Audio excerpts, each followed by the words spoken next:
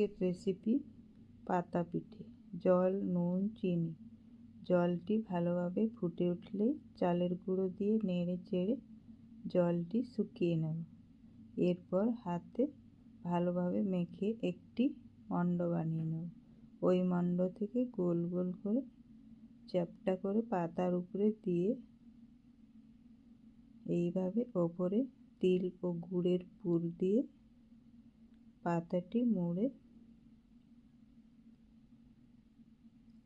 চারপাশ চেপে একটু সাটিয়ে নেব। সব পাতা পিঠেগুলো বানিয়ে নেব। এরপর একটি ডেকচি বসিয়ে তার মধ্যে 2 গ্লাস জল, ওপরে একটি ছাঁকনি দিয়ে পাতা পিঠেগুলো বসিয়ে দেব।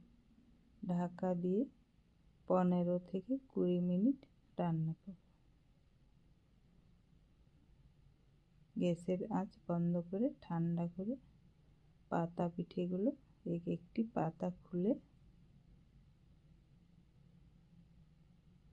নামিয়ে নেব। ব্যাস রেডি হয়ে গেল আজকের রেসিপি পাতা পিঠে।